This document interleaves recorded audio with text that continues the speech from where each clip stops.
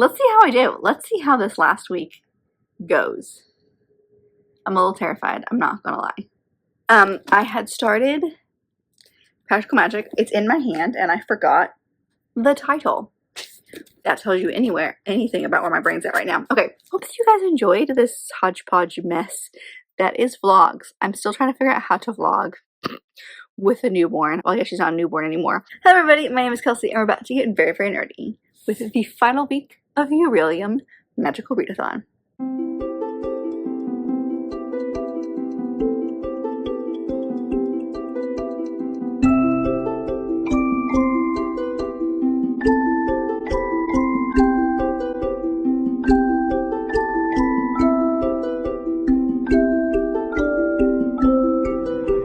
So, as I mentioned in my last week's vlog, I am rolling one thing over, which is Practical Magic by Alice Hoffman.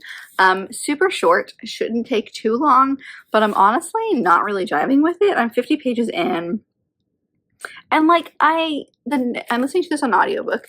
The narrator's fine. There's nothing wrong with the narrator. The story itself is fine. I mean, I've watched the movie a few times, so I do have that to compare it to, but like, it's okay. I think the writing is not my favorite. I also don't love, which I mentioned last week, I don't love the way it's formatted because it's put in sections. So you've got like this one, which is Superstition, and it's 50 pages long, and it literally is like continuous. Like there's no breaks, there's no chapter it's like, it's just the continuation for 50 pages. So if you were physically reading this, you would have to sit down and read 50 pages in one go, because there's no breaks. So that's not my favorite, so that's why I'm really enjoying the fact that I'm listening to this one on audio. I just have noticed that I have not been wanting to pick it up, so I might start something else alongside, because I just am not feeling it at the moment. But we'll see. I've started it over the weekend, I think, so I didn't have my like long drive to work, whereas we're gonna have a long drive to work now again. So I can listen to that to and from work to help me get through it. Either way, this is the one that I'm rolling over, and then the other two that I need to finish that are required for my career. One I own, one I don't. But it's downstairs, so I don't feel like going to get it. The two things that I need is, one, for animal studies, we have Phoenix on the cover in the title, so this one is Somewhere Beyond the Sea by T.J. Klune. I do have a special edition of this coming my way, but I don't have it yet. I don't know when I'm going to get it, probably after this readathon, but I do have a physical copy coming. It's just not here yet. This is the newest one. It's like the sequel to The Cerulean Sea by T.J. Klune, and like many people, I didn't think this book needed a sequel, but I love T.J. Klune, so I am all for these characters. This was my very first T.J. Klune book too, was the Cerulean Sea one, and I loved it. So I'm really excited to see how I feel about this one. So that's one that's required, and then the other one that's required is a book released in your birth month. This is for, oh no, what's this one for? This one's for astronomy. I did have another one in for this one, but I've changed my mind, and I'm going to go with The Last Flight by Julie Clark. This is a book that I have. It's a thriller, and it's downstairs. But this one is, these two women basically live very separate, like different lives, and they run into each other on an airport and decide to switch flights. I think one is running away from an abusive relationship, and one is just running away. And then one of them accidentally, like, the plane goes down, and so this other woman takes her identity. And it's not a super long story, but I've read other things. I've read another thing by this author and really enjoyed, so I'm curious to see how this one's going to go. But those are the three that I have to finish. I have to finish this week, and then if I can fit some more in, great. If not, it's not the end of the world. I have some things that I'd love to read, but those are the things that, like, I have to do it. So let's see how I do. Let's see how this last week goes. I'm a little terrified, I'm not gonna lie. Hello! It's the last day of the month, actually, and I haven't spoken to you, I think, in a week. I'm really good at this, but I do have updates, and where we're headed, because I'm not going to finish everything by the end of the month, and that's okay. So here's my plan. So I told you when I started this week, I had 3 books that I needed to finish. I finished 2 and started the last one. So here are my thoughts. So the first book that I finished, which I finished actually like a few days into last week, honestly, was Practical Magic by Alice Hoffman, which was for restoration, and it was for, I don't remember which one, but the prompt was like night sky on the cover. This one not specifically, but there are other covers of Practical Magic, I'll put them on the screen, that have a night sky. So that's why we're using that one. Also, I needed to read this for a book club that I'm in. I had seen this one 3 stars. I found myself, which I think is pretty normal for people who maybe have watched the movie before reading a book. I kept comparing this to the movie, and I came out of this realizing that I enjoyed the movie more because there was, I think, more action and more things that I enjoyed in the movie versus in the book, even though the movie was based on the book and actually stayed pretty close to the plot. Believe it or not. I kind of, for some reason, I had this like, I don't know, I'd heard people talking about it, so in my head I had like convinced myself that the book was going to be nothing like the movie, and so I was going to go in totally different. It is different, but not as different as I anticipated it being. A lot of the issues I had with this came down to the formatting and the writing. I did kind of talk a little bit about this at the beginning of this vlog as far as the formatting. It's split into 5 different chunks, and each chunk is like 50 to 100 pages or so, and there's not really any breaks. I misstated that at the very beginning because there are some breaks. There's not very many, and I think where I think I'd only gotten through the very first chunk. I don't think there were any breaks in the first chunk, or if there were, they were so few and far between I just don't remember them happening. But this is hard for someone who would be like physically reading it. I was lucky because I had the audiobook, and the audiobook was broken up in a way that like I could take breaks. But if you're physically reading this, you'd have to sit down and dedicate 50 to 100 pages in one sitting, which I don't know about you, but for me is hard to commit to unless I'm like very invested or have like a ton of time. And maybe you don't, maybe you just want a quick chapter or like a few pages before bed, and this is not the book to do that with. So the formatting of this I found was very difficult, and I didn't like that element of it. I liked that it was in 5 different sections. It made sense for the story, but I wish there had been chapters within those sections because it was just really, really hard to sit down and read, I guess. And then also the writing style was very like, as the reader, I felt very disconnected from the characters. I felt like all of the action and events were happening far away. There was one thing, like I have this very like vivid memory of one scene that I was like on the edge of my seat for, and it wasn't even the main part, and it was basically like 2 or 3 pages of the story, and then we moved on. I will say trigger warnings for domestic abuse and attempted assault. It doesn't happen, but like the fear, and one of our characters is kind of getting chased at one point. So just be wary of that going in.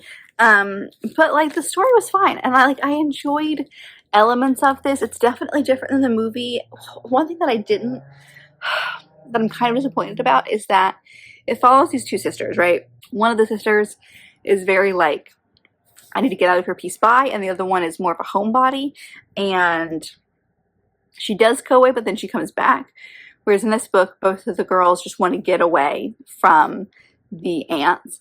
One of them has 2 daughters, and in the movie, again, I keep comparing these movies, in the movie they stay relatively young, whereas in this book they become like teenagers and beyond, and so like there's a lot more with them, which was interesting and I liked. It's just, there was not a single character within this book that I liked. Maybe one side character. There's a love interest guy that kind of showed up. His name was Ben. I liked him. Beyond him, could not stand any of them. I couldn't stand the main 2 sisters. I couldn't stand the daughters. And the one thing I was really disappointed by was like the aunts are this big part of the story. They're super eccentric, but like they're there and they care.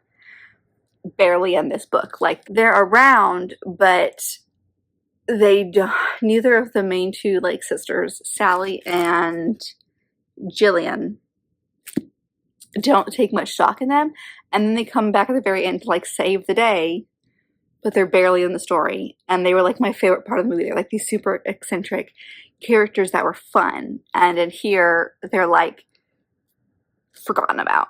So, I don't know, there was just a lot about this that, like, didn't work for me. I think it was, again, it comes down to the writing. The writing was just and it was very distant, and it felt like it was far away, and I just didn't care. So that's disappointing. But I did read it. I don't think I'm going to continue. I mean, granted, there is one more book, and then I think like a prequel, maybe a couple of prequels, but I have no interest. This is where I end with this story. It's fine. I enjoyed my time reading it.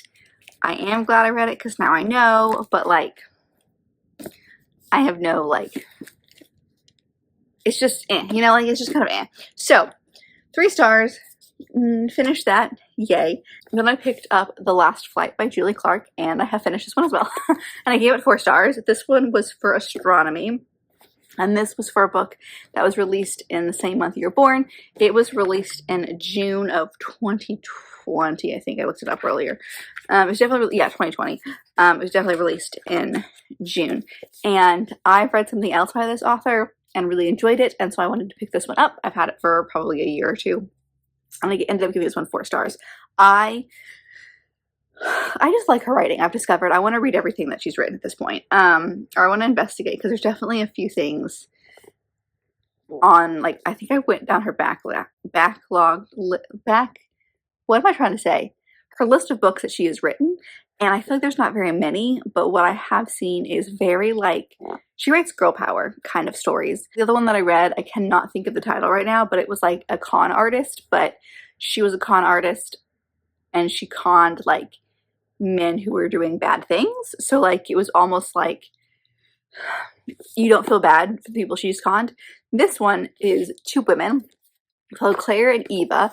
And Claire is the wife of a, like, really well-known politician, but he abuses her. So trigger warnings for, I mean, domestic abuse, physically, emotionally, all of that. Drug abuse, drug addiction, other things that I'm blanking on at the moment.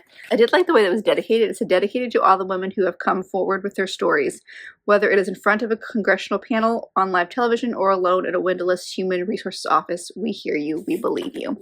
And that's what the story's about. Anyway, so she is the wife of this politician whose mother was, like, super loved. And so because of that, he's in the spotlight, which puts her in the spotlight. And they have a very toxic, abusive relationship, him to her. And so she's, like, trying to get out. She's tried to leave in the past and it hasn't worked out, and so she has a plan.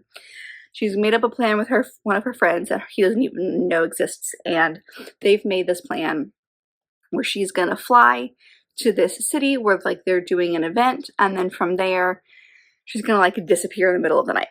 Well, her plans at the last minute get swapped. Her husband goes instead of her to this event, and she gets sent somewhere else. So she's freaking out, trying to figure out a way to, you know, like, what's going to happen? Like, all of her, like, documents that she has created this new identity that she's going to run away with is now in the same city her husband's in. Well, she runs into this woman named Eva in an airport. So they end up swapping tickets, and Eva gets on the flight to Puerto Rico, where Claire's supposed to go, and Claire gets on a flight to Oakland, California. Well, the plane that Eva was on, that Claire was supposed to be on, goes down, and there were no survivors. And so everyone assumes that Claire was dead. So Claire basically takes on Eva's identity and is trying to figure stuff out and how to become this, like, how to live where her picture is plastered everywhere, because she was one of this famous person that died on this flight. And so you have her chapters kind of figuring out what's going on, and then interspersed between those chapters you have Eva's story of, like, 6 months before the crash, and you kind of go back to the day of the crash. And there's just a lot of, like, up and down, like, even to, like, the last chapter we all as readers who've read the story think the story is going in one very specific way, and then even in the last chapter, the things are thrown at you. I just love the way this author can like take a story and really get me invested in it. And also like there is, I mean, minus the husband, obviously, like the two women, neither of them are bad, even though some of them have been put in situations where like they may be doing some things that are illegal, but like they aren't bad people. Same thing with the previous book, even though one of them was a con artist, like she was not a bad person. I just really enjoy her stories. And I just really, like, I couldn't put it down. I think I finished this in like a day or two because, I mean, it's not super long, but I was just like, I could not stop reading. So I just really liked it. So I gave it 4 stars. It's not like a 5-star read. Like, it's not the best thing I've ever read, but it's like a pretty good, I would say, mystery. It does have some thriller elements, but I wouldn't consider this a thriller book. It's more of a mystery story. So I really enjoyed that. Which leaves the last book that I need to finish for the career that I am trying to do, which is Somewhere Beyond the Sea by T.J. Klune, which is the sequel to House in the Cerulean Sea. This one I've started. I am like 20% of the way through this book, and I'm really enjoying it. I'm nervous because like I'm getting emotionally invested already, and like the fact that it's been probably a year or two since I read the first one and I've forgotten a good chunk of this book, I'm not gonna lie, or at least some of the characters in this book, they do a really good job this author does a really good job of like reminding you who these people are. So it's gonna be, I think, a relatively similar plot to the first book, just with a different character. I think it's going to be about someone from like this government body coming to check out this island orphanage where there's a bunch of kids who are different and have magical powers. The first book was like that, but now we have another person kind of doing that for different reasons. This one has, I think, a little bit more of a political undertone to it. I did notice that in the dedication to this book, the author dedicates it to anyone who's trans, and so I'm interested to see what that take is going to be, like where that plays into the plot. They've talked about trans people in this book, but it's just like it was kind of like just a thing that was like, this is what's happening in our world, and it just felt like our world, like it didn't feel like, we haven't seen a character yet. It was just kind of like something that was mentioned. So, but we are told we're going to meet this character, but we haven't met this character yet where I'm at. So I'm wondering if that character is going to be representative of trans rights situation. I don't know. But I have a feeling that this is going to make me irrationally angry, just because I'm already irrationally angry at moments. I don't remember what prompt this was for. Like, I don't know what class, but the prompt was a phoenix on the cover. As you can see, there's a phoenix here. Am I going to finish this before the end of the day, since today's the last day of September? Absolutely not. So what I'm going to do is I'm going to use some of my guild points, which I've collected over the years. I've got a few hundred. I don't know exactly what amount it is, but it's at least, I think, 300 or so. But one of the things that you can use them on are scrolls, which kind of help you with your reading. And one of those scrolls is called the Scroll of Extension. So for 10 points, which I'm happy to spend, it gives you an extra month to finish the book. I'm not going to need an extra month. I just need an extra couple of days, but I am going to use this for this book. So this book is going to last a little bit longer than the month, which is fine with me, just because I want to finish this book. I'm enjoying it a lot, and I can see myself flying through it relatively quickly. I just know myself, and it's not going to happen today. So you do have to have started the book in September, which obviously I've done, which is great. So I'll come back to you in a day or two when I have finished this book to tell you my thoughts.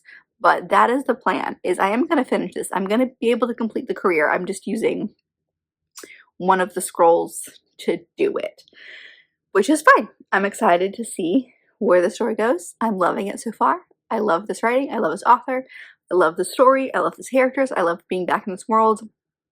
It's so far not as fluffy as the first one, but I could see it like, I kind of feel like we're gonna have a happy ending. Like, going into this one, knowing how the first one ended, I feel like this one's gonna end a very specific way. So I'm excited to see where this goes, but that's where I'm at. So I'll come back to you in a day or two when I have finished this book, and I will tell you my thoughts on them. So I have finished Somewhere Beyond the Sea, and I ended up really, really enjoying this one. I gave it 5 stars, just because my experience with it was so good. It made me cry by the end of it. So, like, just the way that I felt, it was a 5-star experience. I don't think I said very much about this when I first started it, but it's a sequel to A House of the Cerulean Sea, and I don't want to say too much because it does, like, carries on directly after the events of that one, but I did mention that it kind of has a very similar plot in the sense of, like, there's a government worker who comes to the island to kind of look at the kids and make sure that they are being taught the appropriate things. Unlike the first one, the person who comes to the island in this book is not so easily swayed, and there is a very clear underlying message in this book that even TJ Klune put in the author's note at the end, that this story is tackling the conversation of trans rights. So yes, they are trans characters.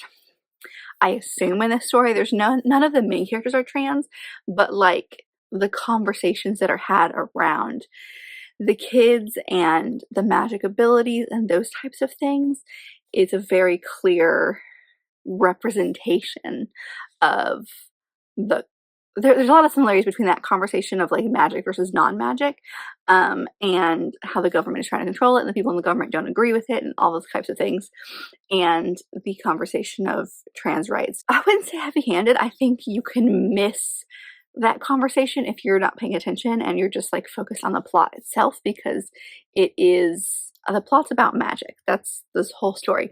But that was the author's intention, was to have this conversation mirror the conversation that is being told and had today in politics and in the world when it comes to trans rights. So that was fascinating, and I really enjoyed seeing that play out. When I went into this book, I was very hesitant because, well, for a couple of reasons. One, it had been a very long time, like a year or two at least, since 2 or 3 actually, since I read the first book. And when I leave a lot of space between the first and the second book, or any books in a series, I am very good at not remembering a lot of things, and therefore it hinders my enjoyment of the story. Not with this one.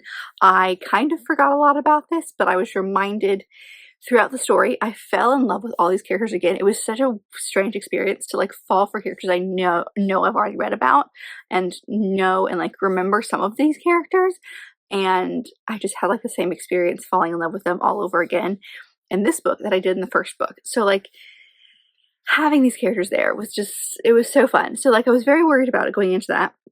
Because of that, turned out to totally be fine. And then I was also worried because, like most people, I felt like this story, like, the first book was fine. We ended exactly where we needed to go. So I wasn't sure what we were going to get in the second one. I felt like the second one wasn't necessary.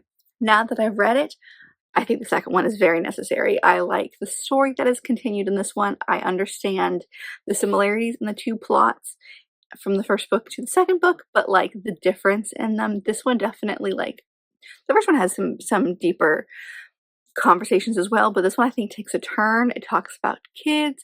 It talks about them being themselves. It talks about what it's like for the adult to kind of change their own viewpoint, I guess, and, like, watch these kids grow up and treat them like kids versus treating them like adults once they start to get a little bit older. And, like, there's multiple times in this book where the kids challenge the adults in this book of, like, hey, don't hide things from me and keep things to yourself. We know something is going on. Tell us and we can all figure it out together as a family. And there's a lot of that in this book. So kind of, like, trusting the kids to be able to do the things that they need to do and be a part of the solution and things like that. So, like, as they're growing up, that kind of thing. Adding a member to the family, we talked about that. So there's a lot of deeper conversation in this book, especially around trauma, because a lot of these kids have a lot of trauma, especially coming from homes that, like, abused them. and even one of our main characters, Arthur. The first book follows Linus, and the second book follows Arthur, and that's like the main two adults in the story. So like his background, he was abused as a child as well, and so